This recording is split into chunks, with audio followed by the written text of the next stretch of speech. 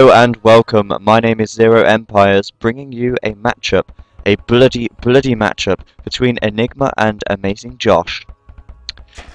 And this game mode is deathmatch, so a little bit different to the usual random matchups that I've been bringing you, and it's very exciting indeed.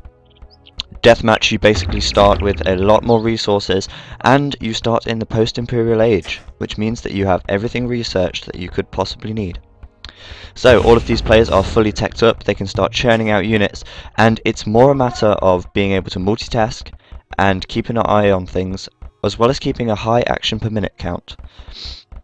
And it's good to see where these players take it, because they really have to stay on the ball and stay sharp.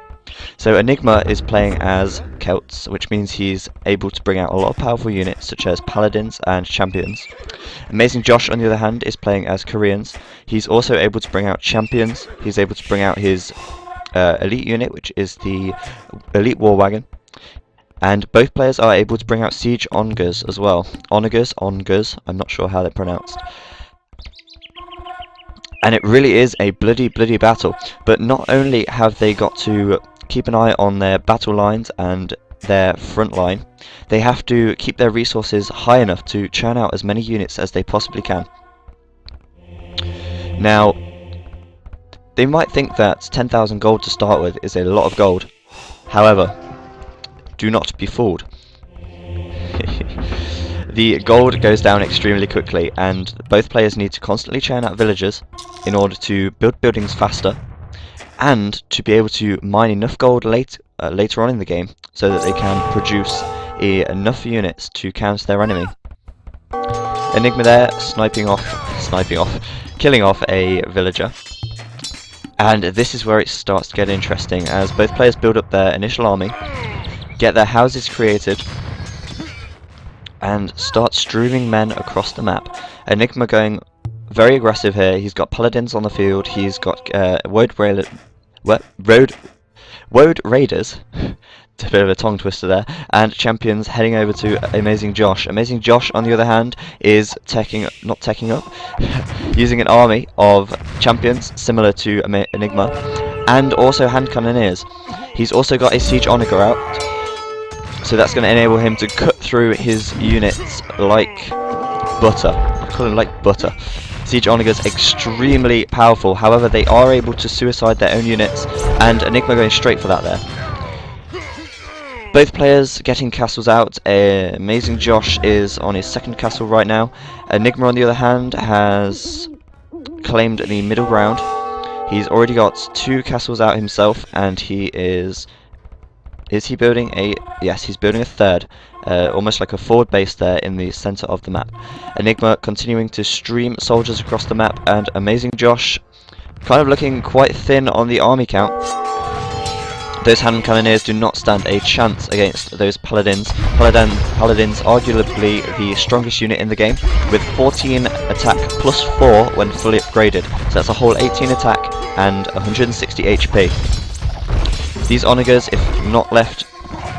if left out in the open, are easily picked off, and that's problematic because they do cost a lot to produce.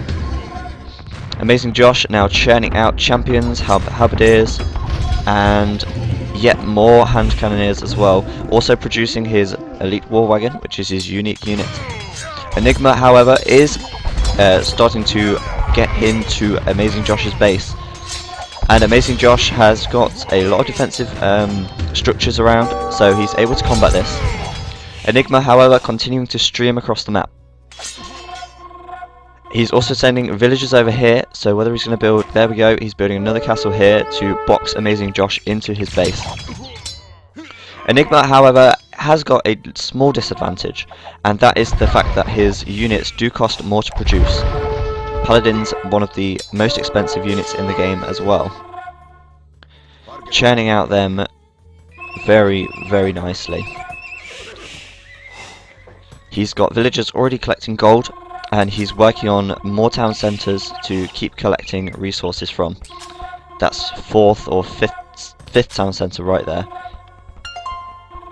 Relics also being captured to help with the gold income. Now Josh has ran out of gold already, and it's no surprise building Ongers. They are extremely expensive to build. So Enigma getting right into Amazing Josh's base, and he's not going to be able to do too much damage. He has got a lot of defensive structures here. Another castle coming up. Unfortunately for Amazing Josh, his units do cost a lot of gold. He has got a lot of food and wood, however, so he's able to produce halberdiers, and that is exactly what he's doing. He's queuing them up. However, Enigma taking out some of his houses right now. Excuse me. Taking out some of his houses, and that's not good for getting a lot of units out.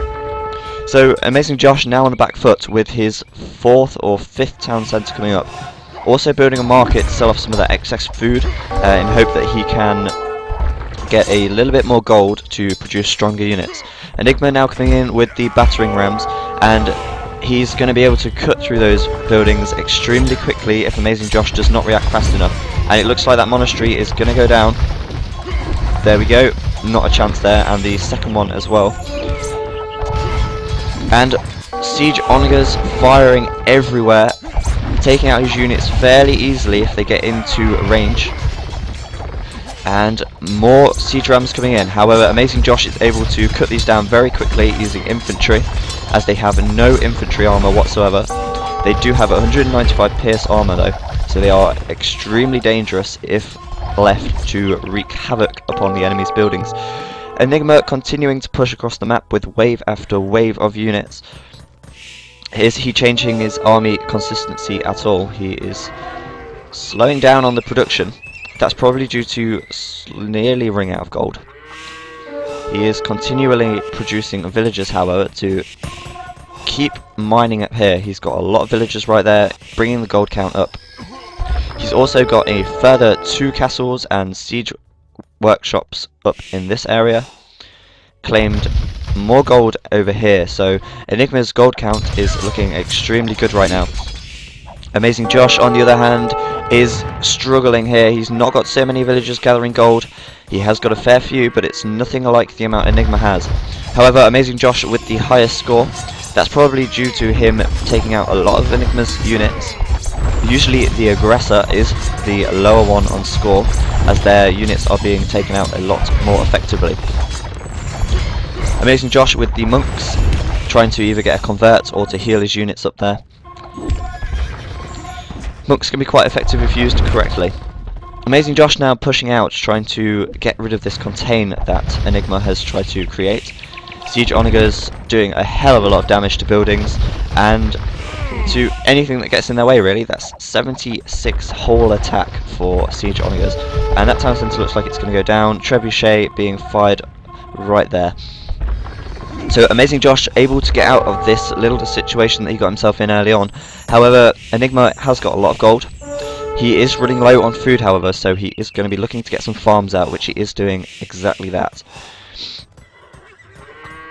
Food is very scarce for Enigma right now, and food is probably more important than gold in a way, because if you run out of gold, that's fine. If you've got a lot of food, you can still produce the halberdiers and other units that